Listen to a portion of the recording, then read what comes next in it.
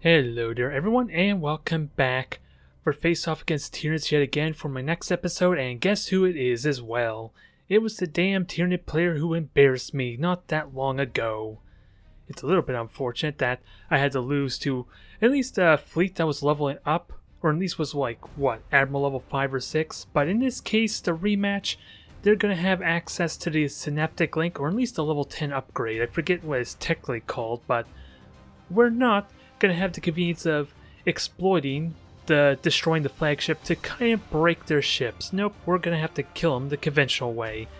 And this fleet's going to be the exact same fleet as it was before too, so there's going to be no frigates, there's going to be the strangled tentacles, which can always be scary, especially with the mechanic now, that will reveal my ships for 45 seconds, or at least marks them, basically, for the same kind of duration if they get connected by either of the strangled tentacle abilities. Which of course isn't really a big deal for Asuryani anyway, since they are kind of always visible unless I get into a gas cloud. And even then I'm not going to stay there very long, but you are going to see me trying to prioritize the brain or the deck to kind of compound that strategy, since I'm completely oblivious to my opponent being Admiral level 10. So that is the strategy, and that's what you're going to see when I eventually see my opponent. And they're being a little bit smarter, for they're not going to launch fighters to kind of give away their position, but hey, the objective gives it away, and I am hearing their rushes, which is also a big tell as well. So I have a good sense of direction on where to go, especially upon luckily hearing multiple rushes in that area as well. Sure, a cruiser or a random hive ship out of nowhere can still screw me over, but we have the beacon, we have the fighter, and I'm flying towards the direction where I at least have that area denial and that vision to kind of give me that security. But I don't need to tell you how itching I am to get rid of that sore spot in my Asuryani record so far. Since I did have some silly losses with my first Adeptus Mechanicus matchup, it seemed like it was pretty good, but a little too aggressive. This one, at least the rematch, or at least against this opponent, it just fell apart quickly from being either too aggressive or just not paying attention to the signs, is what truly it does come down to. And I see, well, I wasn't expecting a hive ship over there for the life of me, but thankfully the light cruiser is probably MVP for that reason alone. And with the rush forward, it helps a lot for me trying to shoot it down and get the attacks in. And for some reason my opponent is committed to trying to engage this light cruiser, maybe? I don't know what the thought process was there, but either way, almost all their abilities was burnt, so I'm going to try and do damage, although I'm still having terrible luck with the dang rush. Or at least the torpedoes, it goes without saying, but this time I can say for certain it burnt all of its abilities. Again, the flagship is isolated, and even though they have Synaptic Link on all the hive ships, this still has the Void Lurker, so getting rid of it is still exceptional.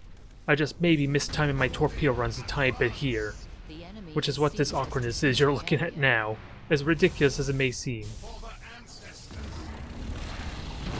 There, and even that wasn't enough, it seemed like. I got way too close for my own good for what would have normally been an instant kill. Either way, awkwardness aside, we get this kill. The flagship's gone, there goes a lot of their mobility and means to just engage me effectively, at least in an aggressive manner. So now, just gotta separate, get myself acclimated with my condition, since my light cruiser is kind of limping, never mind crippled. And everything else is taking heavy boring damage due to not being comfortable enough to use cold arms in such close range quarters. Even more so with these assault ships coming after me. But the cruiser should be easy pickings. The hive ship's going to be a pain in the ass if I can't get past that shield.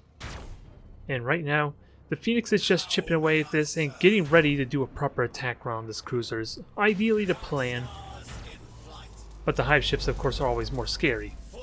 And do I get, yes, I get out of reach of the strangled tentacle. That would have killed off the crew there, if it had connected for another second or two. Okay, maybe I don't go after the cruiser. And as soon as I say that, I'm corrected. Alright, and it did rush, so okay, I do launch the torpedoes. I was wondering if I was going to be left in suspense or not. Either way, The cruiser should die relatively quickly so long as it doesn't ram me, and since its claws are gone, that should not be an issue, since if it does ram me, it pretty much dies at this point. Never mind it's burning to death. So we still have 2 hive ships. I did lose a good portion of my crew. I have braced for impact to help make sure I could deal with the assault ships effectively enough. But sadly, the Phoenix is in a terrible spot for at least denying the fighters, as they're coming up now even. And I think they were actually going after the light cruiser. I could be wrong there with this, and with the assault running, that's easily negated. But yeah, that's...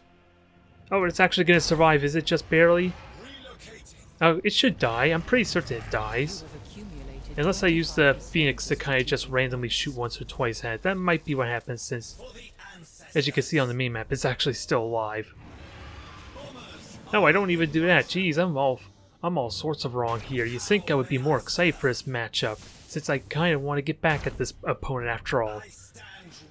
Either way, my crew is definitely getting heavily crippled, and I think that may have been a permanent destruction on my engines with the heavy troop phase. It's hard to really tell, to be honest, because of how it highlights the engine critical hit. Nonetheless, after all this time, I've hardly done any real damage to these cruisers, and this is still where it's going to get tenuous. I just luckily dodged the series ram attempt there that could have been needlessly fatal with what we seen last time. But oh yeah, it kills off the crew. I scuttled that in a moment, trying to maximize damage. I was wondering if I had torpedoes left on that thing or not. But yeah. It's still tense, it goes without saying, but all 3 of my ships that are at least still combat ready, or at least still in good standing, still have a large portion of the crew still available, so I'm in good shape. It's just a matter if I can get a good killing blow on that one hive ship that's hanging in the gas cloud there. Since I did decide to commit to the Maelstrom on the vulnerable ship that I at least can keep vision on. And that's of course always an awkward predicament when I don't have the convenience of the beacon, since I did launch that behind me apparently. I just honestly can't remember what the reason was. I think it was to negate that one gas cloud as I was retreating the first time. If I had to take a wild guess, so that way I can at least keep some vision on them. But with that said, this is getting to its climax point. We're just about done at this stage. Since this thing is going to burn to death, yeah, just the one cruiser alone takes care of it. And what I'm going to do is just not even engage this final hive ship. Since the one benefit of playing the objective game is, if it ever tries to grab these points, it is going to be revealed. And then I can use that as a means to kind of engage them. Especially since these fighters here are not going to reveal the hive ship. And I suppose seeing the fighters coming at me from the angle they are, I probably should have known that ahead of time. But yeah, I'm going to be left wondering, so I'm just going to cover my arcs, and again kind of deny that gas cloud on top of the screen a little bit. I think that beacon just covers almost all, if not most of that gas cloud there. And it helps me get rid of the guessing game of where it might be at the moment. So I'm just going to grab points, ideally just neutralize this point, since these beacons do again serve as a little bit of area denial, unless my opponent is willing to reveal themselves, in which case I can happily jump on them.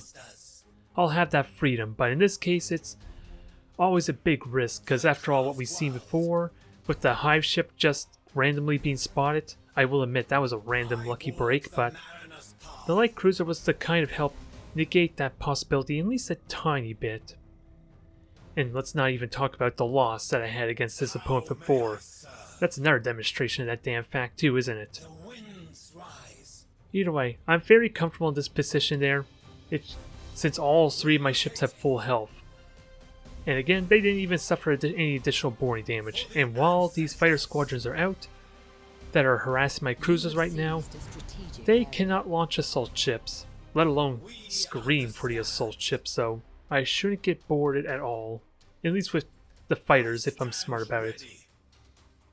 And the hive ships revealed, I get ready to turn my ships around, leaving the Phoenix there long enough to at least deny the capture, or at least neutralize the point. And then everything's going to turn around in a moment. And this is the window I was kind of waiting for, since I'm going to have at least 2 points versus their 1, while already having a 300-point lead. That's only going to get worse. So now all we have to do is wait for the killing blow, do the final bit of damage, which with its shields recharged, it is going to take multiple attack runs, or at least wait until my las cannons on the Phoenix actually do the damage necessary, since all that damage was from a single cruiser, mind you. Even if both of them were to shoot, it would not have been enough to take the shields down. And I did get extended range, so at least it's not going to get to recharge its shields here.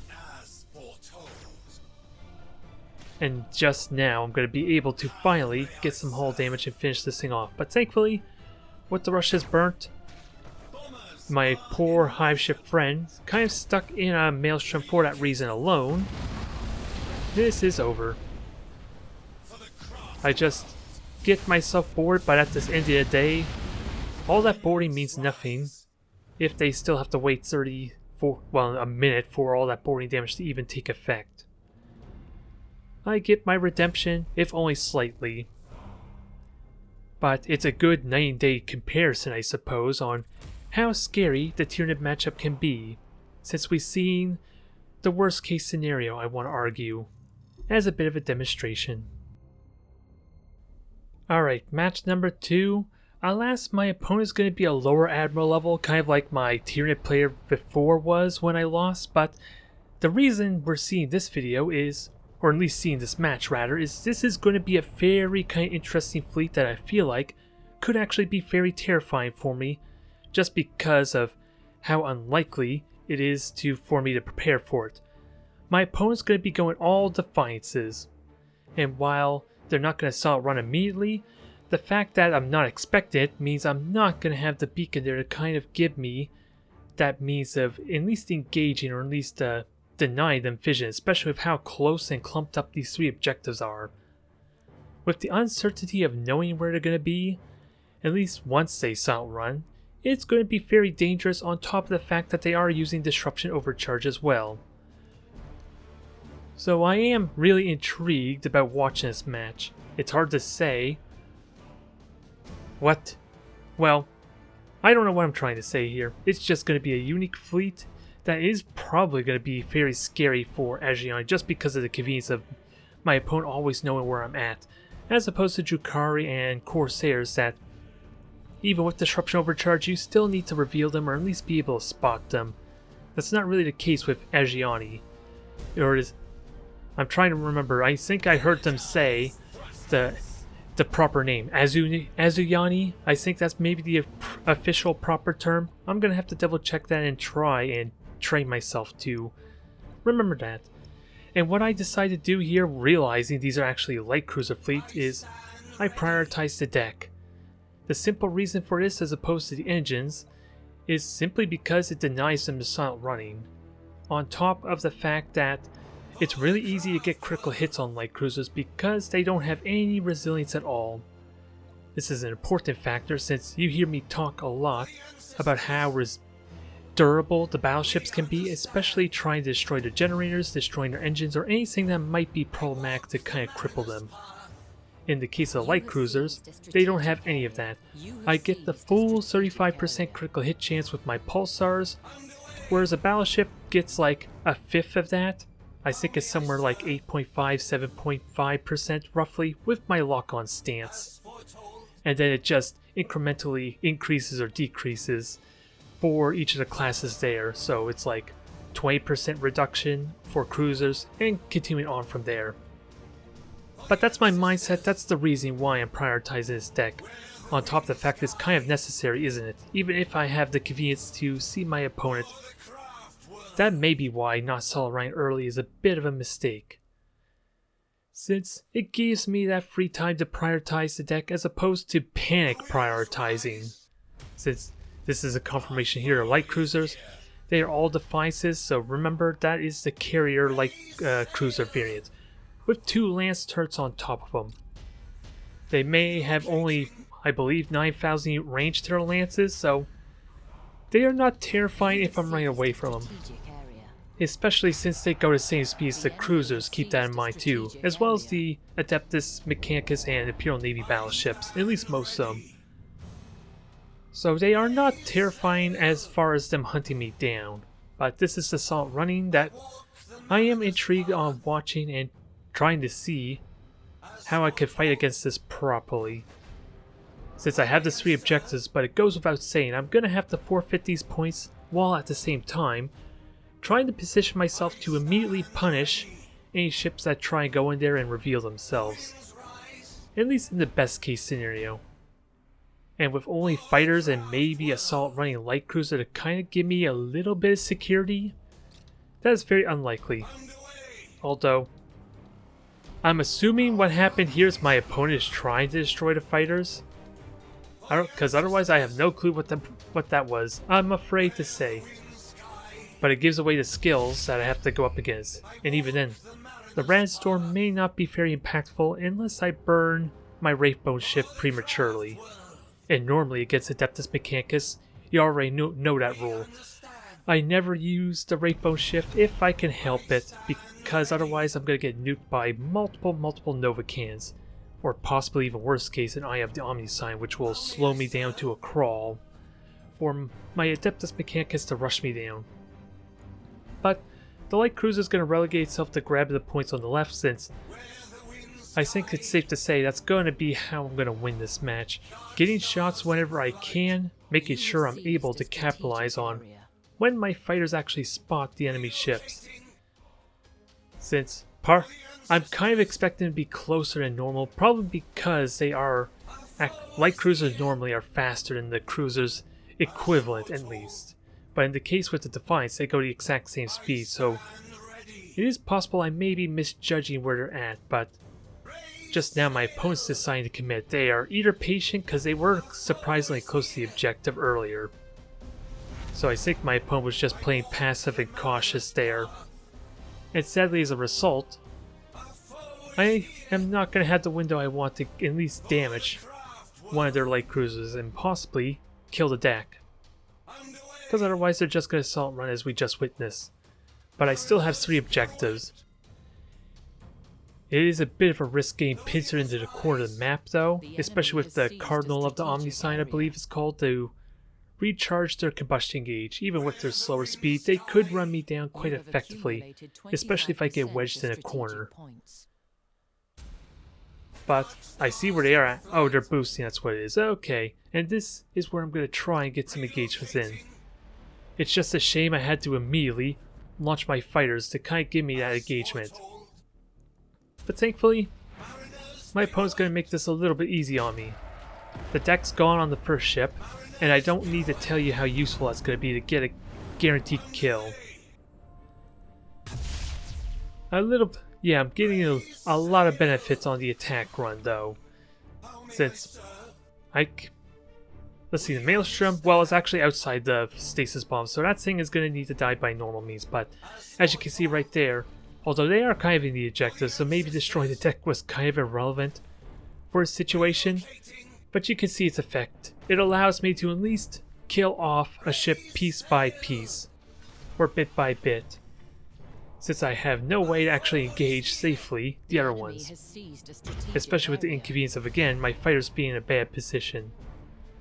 Light cruisers going over to deal with the frigates, but ideally, that's the plan. The fighters are the only thing I have to kind of initiate or at least get aggressive, and otherwise I'm forced to be bullied back, since after all, those light cruisers still have the same hit point pool as my cruisers do. Keep that in mind. We even have the exact same armor, since the Defiants don't have the 83 Prow armor on the front of their ships after all. So when they have like almost triple the ships I do, it goes without saying, if they do get in point blank range, I'm probably going to lose in horrible fashion, despite how easily these things can get crippled. Although I kind of regret returning the fighters, since this would be a field day for destroying bombers after all. Their deck's destroyed, stasis bomb is conveniently trapping the bombers for me, and when I get a window, get an opportunity, I'm going to kill off this one Dauntless Defiance here. Or actually, Now that I'm seeing what's probably going to happen, my opponent decides to go to lock-on stance since they can't get the shots on me. And I even notice this right now, which is where you're going to see a change of pace on what I'm going to do here in a moment. I have the fighters about to be regenerated or at least be available again to easily deal with the bombers, and now I have vision on at least most of their fleet. And this light cruiser is just going to literally ram that frigate off the point. Ram it to death more precisely.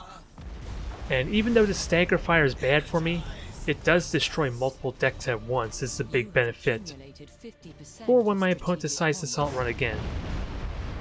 Sadly, I'm not comfortable enough to try and do torpedoes in close, so while they did a little bit of damage, it's not something I can really capitalize on. Never mind the fact, again, they're light cruisers. They're probably not honestly worth my torpedoes if there were bigger ships to go after. And we're murdering these things incredibly quickly too, with the mutinies, the deck destructions, and just the raw damage in general. On top of the fact that they don't have, again, the 83 Prow. So I'm actually getting slightly more damage in because of that too, even with the armor piercing potential. So while I want to say this is looking like maybe a lackluster type of match, I truly am curious how terrifying this fleet could actually be for me. Since again, Disruption Overcharge is a thing, and with well, I don't know how many light cruisers there actually was, but with 2 lance turrets, and if they're able to shoot at me effectively, they are going to get my hull field down relatively quickly.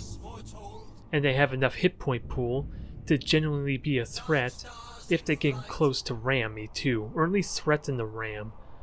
So it's not like I'm going to have the convenience to stay in close. But this match is all but over here. The Maelstrom is actually going to be doing work for me, since my opponent I think burnt all their combustion gauge, as kind of what we've been seeing before already. And there is going to be 1 light cruiser left hiding, that I'm going to have to hunt down, since my opponent does still technically have 4 objectives. So there could still be a bit of a threat of them catching up on the point score, if only slightly. Since again, I have no idea how many ships are still left, I'm thinking maybe it's just the frigates if I were to be serious, since I know there were maybe, what, 4 frigates, and I only killed 2 of them with the light cruiser up top there. But this is pretty much over. There's nothing else to be said here, aside for playing a nice game of cat and mouse now, or hunt the Defiance as it were. It's somewhere in this mess, it's actually somewhere between these 3 objectives, and I'm going to randomly run into it. Which probably means its generator was destroyed, which is maybe why it never warped out, if I had to guess. Either way, the point of this match is, like I said, I am intrigued about the possibility... Oh, and its generator wasn't destroyed, I take that back. Either way, I'm intrigued just how terrifying this fleet could be to go up against. It may not have the best damage potential, especially with 2 boarding charges and bomber fighter charges, but the lances and the hit point pool, and maybe the ability to shield and screen for each other to a limited extent, could be a genuine threat. And since I can't really expect it, it means I'm almost never going to have a beacon, except on the rare occasions where I feel like denying the cover of gas cloud might be warranted. Alright, match number 3, and this one's going to be a treat, I promise you that. Not only are we dealing with a ridiculous Chaos Lord in the name of PP Head, there is going to be a ridiculous type of glitch going on here, which will be a little bit of a test on how creative I can be to counteract. Because when you think about what the bug actually is, it screws over with Eldari immensely. Why am I making a big deal about this? Well, despite me praising the mighty PP Head there, and this is going to be a theme for the entire match, I'm letting you know right now, I will not be able to deploy my fleet. They will be stuck in the middle of the map here, and I will only literally be able to move my ships directly to the center of the map. It sounds ridiculous, but that is what's going to happen here. I cannot move them left or right. I can still launch bombers, I can still attack individual ships, which is the only way I could probably move effectively. But when you think about I need to constantly be moving for my hollow field, never mind the fact I don't want to keep flying towards my opponent, this is going to really suck for me.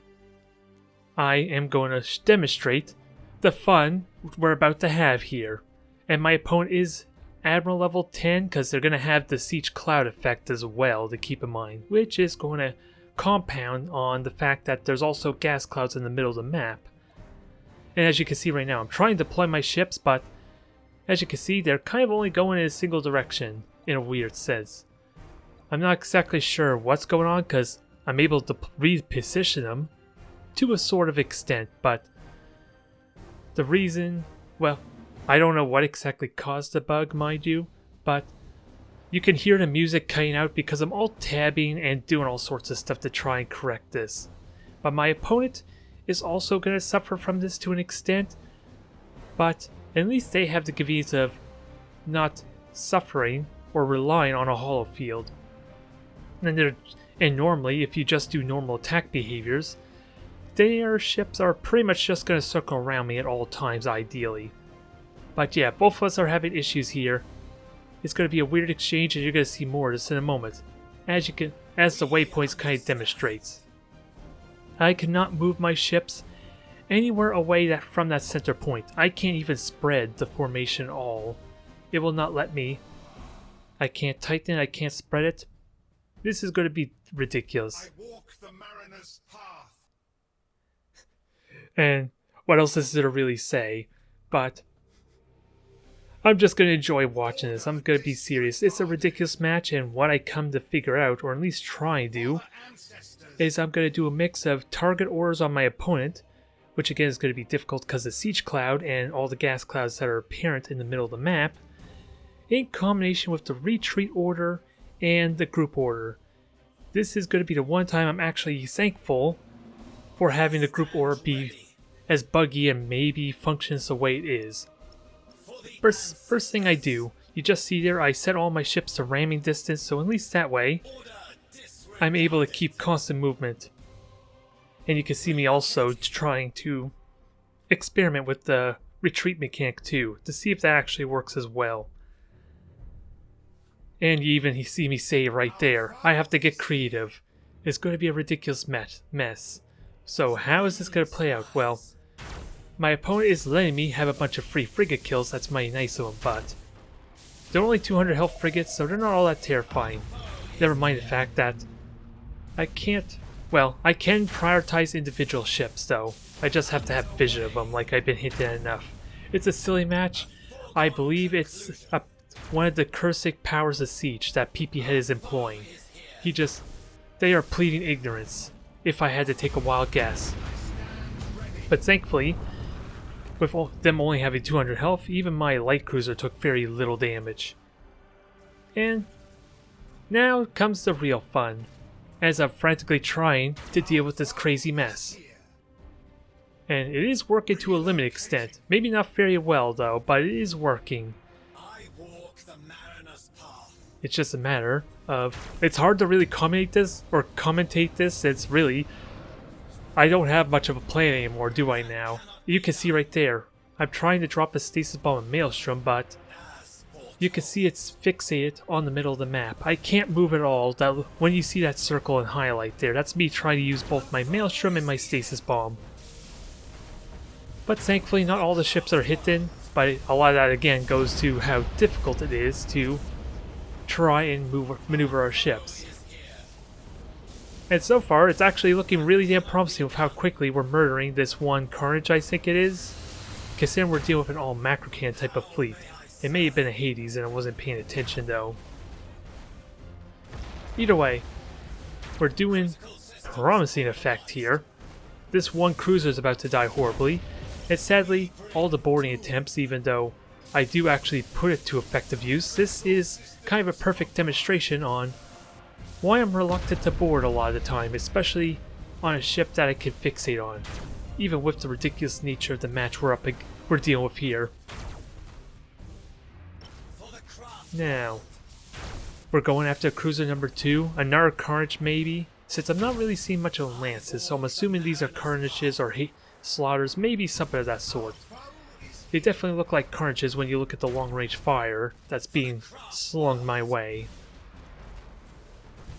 So we're looking prime for an opportunity for a second kill. I'm kind of abusing the fact that at least I know where the center point is on the map.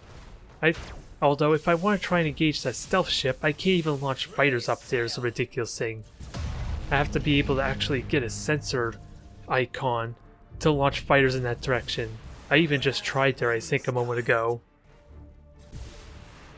Don't ask me how this is working to my advantage. Normally you would think this would be bad. You would think this would be terrible for me. Especially when you consider my opponent could have gone to ramming distance as well. They would have one additional cruiser and more health, but they probably would have just won in the ridiculous ramming fest that would be going on. Especially since I kind of forget a lot of my Falls maneuver, which in all honesty Falls maneuver probably wouldn't even work in this case. And I definitely forget about my Wraithbone shift, which would definitely work, since it is just an activatable ability as opposed to one that had to target.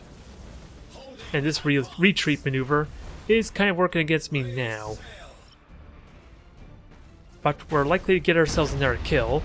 I'm just really damn clumped up and can't really do much in maneuvering right now. Don't ask me how this is working for me. I feel like this should be terrible, especially since this isn't a Lance fleet after all. Lance Chaos would probably be really terrible against Asuryani and Corsair in theory, because they don't have the disruption overcharge to kind of start whittling down the hollow field after all. They have to rely on luck, and mainly luck for the generator critical hits ideally, not so much luck on just doing damage in general. But I kind of gave my opponent the hint that they should be trying to ram, and we're going to see that behavior from them. They are going to try and get in ramming distance now from here on out, and with 3 Carnages still to fight, there's still a lot of hit points to get through. Only thing I can be thankful for when they try to ram me is at least they can't shoot me at the same time.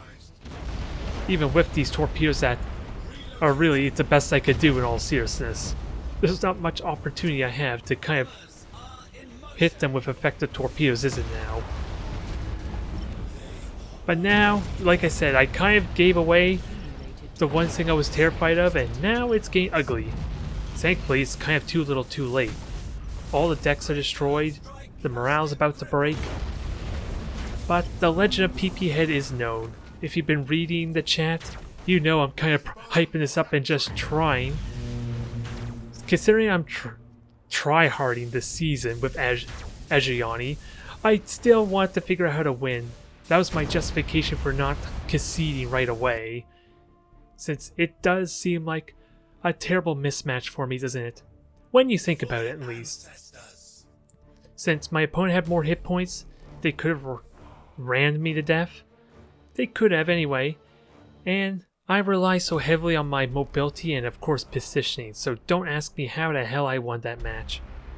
I am just showing you this because I want to praise and make everyone fear the terror that is Lord PP Head, the Chaos Lord of Siege.